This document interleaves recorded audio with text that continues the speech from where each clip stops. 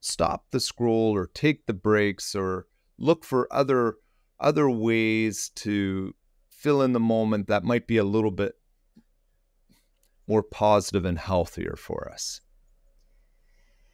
Yeah, I think the generalized level of anxiety that exists for a lot of people these days is reaching a fever pitch. It's not tenable. I was chatting with someone recently, and we were talking about the difference today of being sent to Europe on a business trip versus 100 years ago.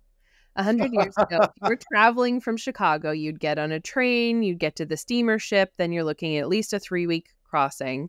By the time you get over there and get to your destination, you're going to do other things. You're probably going to set up other meetings, etc.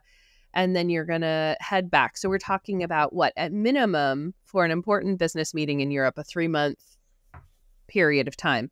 And your work supported you in taking that time because that's the time it took to get there. That was the pace of life.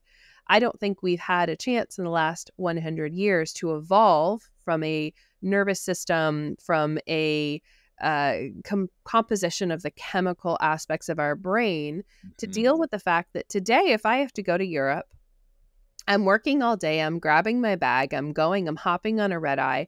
There's Wi-Fi on the plane, so I'm going to try to work while I'm on the plane because I need to use that time to be efficient. I might get a little sleep. Then I land, I grab a cup of coffee, I boost myself back up. I maybe get a couple hours of sleep. Then I, go out for a business dinner because I got to do that. I'd get up the next morning. I have my meeting. Then I run to the airport, hop on the plane, get back on the Wi-Fi, maybe get a few hours of sleep. And then I'm expected to be online the next day.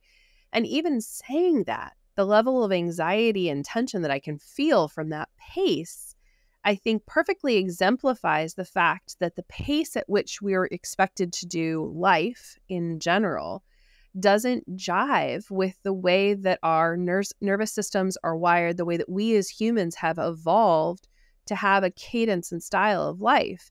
And then you add in the fact that you've got a computer in your back pocket all day. You go, you lay down. What do? You go on, you go to look at one thing, and next thing you know, you've spent an hour and a half, and all you've done is added additional layers onto that snowball of anxiety and stress.